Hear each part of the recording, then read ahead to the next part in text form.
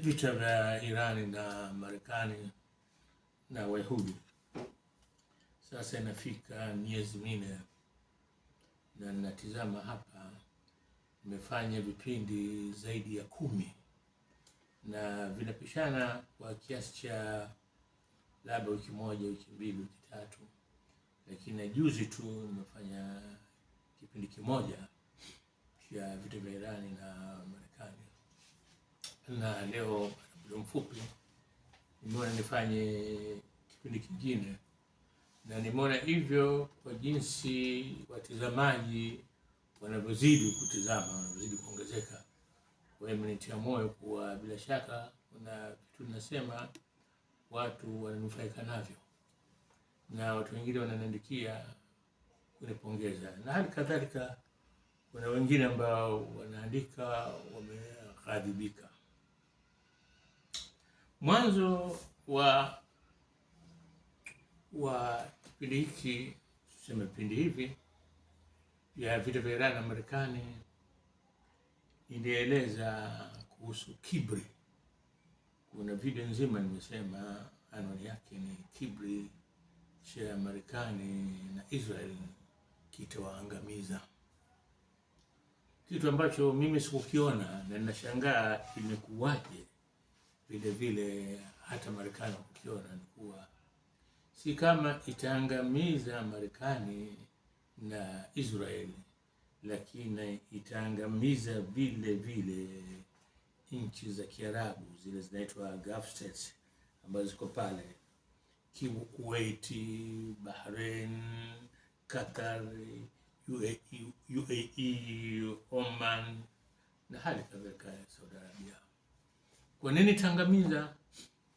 Ni kuwa Marekani wamesema kuwa wao hawana haja tena na ile memorandum of understanding ambayo wametia saini, haikupita hata wiki mbili, wamekataa. Trump amekataa kwa jeuri na ameanza kuipiga Irani upya, na hii leo itakuwa nadhani siku ya 9 inapiga usiku, na inashambulia mpaka zile sehemu za kiraia, kuvunja madaraja, kuvunja vyanzo vya maji, umeme na kadhalika. Lakini kitu ambacho Marekani, na ndo mimi nanishangaza, ni kuwa hawakujua kama Wairani na wao watalipiza kisasi, na kisasi walicholipiza Wairani kimewashangaza watu wote. Kwa usiku mmoja wameweza kupiga nchi 6, na shambulia kubwa kabisa ni Jordan. Wamarekani katika vita hivi walikuwa walivyoona wanazidiwa, vituo vyao vinapigwa ambavyo viko katika nchi za Kiarabu, wakawa wanahamisha silaha zao kupeleka Jordan. Jana Irani imepiga Jordan, imepiga hivi vituo kwa hali mbaya sana, kiasi ambacho hata vyombo vikubwa vya habari duniani vinaeleza na inaonyesha kuwa hakika Marekani amezidiwa.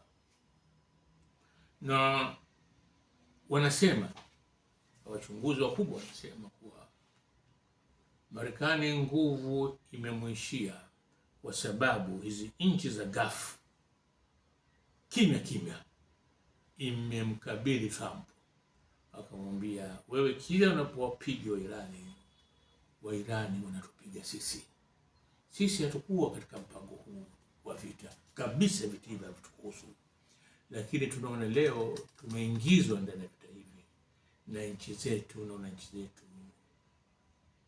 wanataabika. Sasa hivi ni vitu ambavyo huwezi kuona katika wanazita za mainstream, hizi media kubwa, CNN, huwezi kuona Al Jazeera, CBS, huwezi kuona hivi. Lakini bahati nzuri kuwa wapo wachambuzi huru na wamejaa tele katika mitandao. Ni wewe mwenyewe tu kusema wapi unaweza kwa ni ipi unaweza kusikiliza kwa inasema kweli na ipi propaganda. Sasa lakini kuna kitu ambacho ni cha kushangaza, wa Iran ilipopigwa na Israel na Marekani wakawaua na viongozi wao, dunia ilikuwa kimya. Na nikisema dunia ni pamoja na nchi za Kiislamu. Hakuna hata nchi moja iliyosimama na kumnyoshia kidole Mwisraeli ama Marekani, walikuwa kimya. Na hapa maana kitandawili kikubwa sana, na mengi tunayajua katika nchi hizi, lakini hatusemi, tumekaa kimya.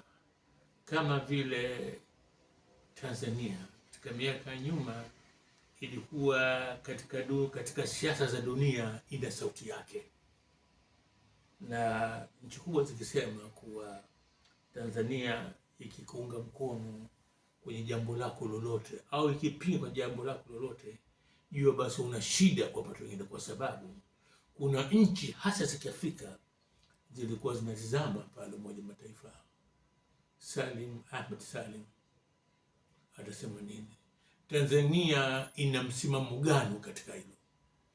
Na ushahidi ni kuwa Tanzania iliwasimamia wa China mpaka wakarejeshwa Umoja Mataifa na Taiwan ikawa nje.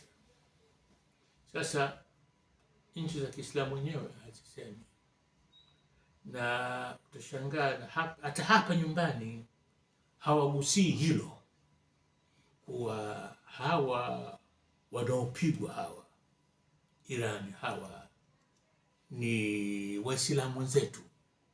Pengine wanajificha wenye kweli Waislamu, lakini hao ni Mashia, hao wacha wapigwe. Sasa Irani inasema ili sisi kujikinga na vita hivi, kujitetea, sisi tunafikiria kutayarisha kukamata Kuwaiti, kukamata Jordan, kuviteka vituo vya Marekani vile, kuviteka tuvizuie, kwa sababu vile ndo vinatumiwa na Marekani kushambulia Iran. Tukikamata ile, Marekani itakuwa tumemkata mikono, hataweza tena kushambulia Iran. Hili ni jambo ambalo dunia nzima ya Kiislamu kwa kimya limewashtua. Wanaomba Mungu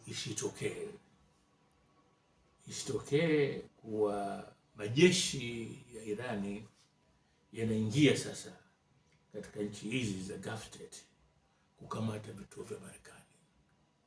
Itakuwa Waingereza wanasema a different ball game, itakuwa imebadilisha kabisa hali ya mchezo wenyewe. Kwa tunaingia katika hali ya vita ambayo hakuna anaiwaza nini itakuwa mwisho wake. Hata mimi si jambo ambalo ningeomba litokee. Na unakaa sasa unawaza hivi, Wamarekani wanajisifu sana kwa wao ni watu wa kuweza kujua kila kitu. Ukitizama theory nyingi katika peace studies na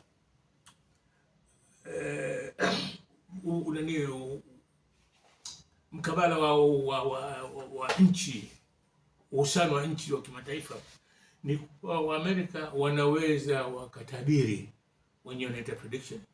Wa mtu yote wa social science anaweza akatabiri, akatizama hali ya mambo, halafu akatabiri kuwa likifanyika hili litatokea, kwa tufanye. Wana kitu wanaita simulation, wanaweza wakafanya kama hali ya vita hii itatokea. Lakini ajabu ndio hapo utakapomwona Allah nguvu yake.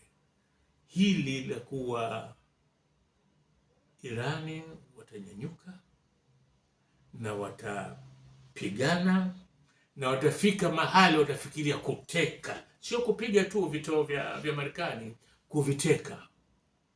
Hebu kwa dakika moja mtazamaji, fikiria kuwa Marekani inatekwa vituo vyake, mathalan Jordan, vinakuwa chini ya Irani. Hebu fikiria Fikiria majeshi ya Saddam yaliingia Kuwait, sote tunajua matokeo yake. Fikiria majeshi ya Irani yanaingia kuteka vituo vya Marekani.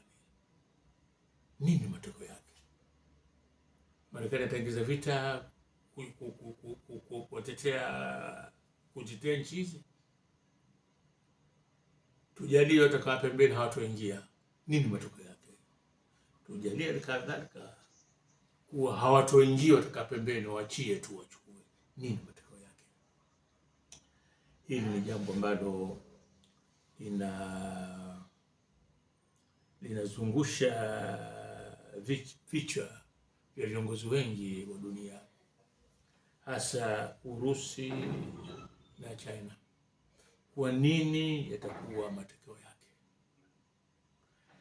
Mpaka leo swala kubwa la nuclear, basema walidhani kuwa wataingia na kutoka, wataua viongozi wa Irani, watapiga vituo ambavyo wanasema kuna nuclear, na serikali itaanguka. Wenyewe wanaita regime change. Serikali itaanguka na itakuja serikali nyingine ambayo wataweza kuitumia watakavyo, yani itakuja serikali kibaraka. Hili halijatokea.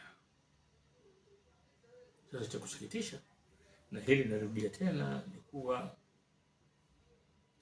inasikitisha kuwa dunia imekuwa kimya katika hali kama hii, na Marekani anajiona yeye anaweza kufanya analotaka. Leo asubuhi nimefurahi kuona video moja baada ya kuchukua kikombe cha dunia. Serikali ya Spain imetoa tamko wa wanaunga mkono Gaza na wanawahudumia wale wote ambao wanateseka katika vita vya Marekani na Irani. Assalamu alaikum.